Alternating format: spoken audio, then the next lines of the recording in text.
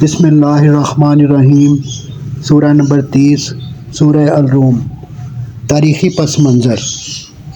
روم کے اعیان سلطنت یہ دیکھ کر کہ فوکاس ملک کو نہیں بچا سکتا، افریقہ کے گورنر سے مدد کے طالب ہوئے۔ اس نے اپنے بیٹے ہرقل کو ایک طاقتور بیڑے کے ساتھ قسطنطنیہ بھیج دیا۔ اس کے پہنچتے ہی فوکاس معزول کر دیا گیا۔ اس کی جگہ ہرقل قیصر بنایا گیا اور اس نے برسر اقتدار آ کر فوکاس کے ساتھ وہی کچھ کیا جو اس نے مارس کے ساتھ کیا تھا۔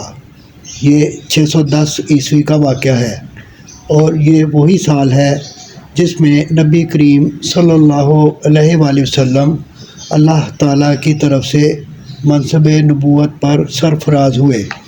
خسرو پرویز نے جس اخلاقی بحانے کو بنیاد بنا کر جنگ چھیڑی تھی، فوکاس کے عزل اور قتل کے بعد وہ ختم ہو چکا تھا۔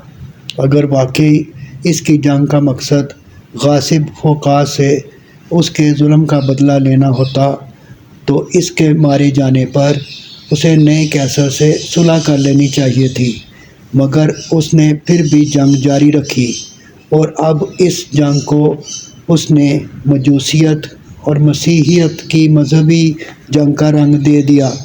عیسائیوں کے جن فرقوں کو رومی سلطنت کے سرکاری کلیسا نے ملحد قرار دے کر سالہ سال سے تختہ مشق ستم بنا رکھا تھا، یعنی نستوری اور یعقوبی وغیرہ، ان کی ساری ہمدردیاں بھی مجوسی حملہ آوروں کے ساتھ ہو گئیں اور یہودیوں نے بھی مجوسیوں کا ساتھ دیا، حتیٰ کہ خسرو پرویز کی فوج میں بھرتی ہونے والے یہودیوں کی تعداد 26,000 تک پہنچ گئی۔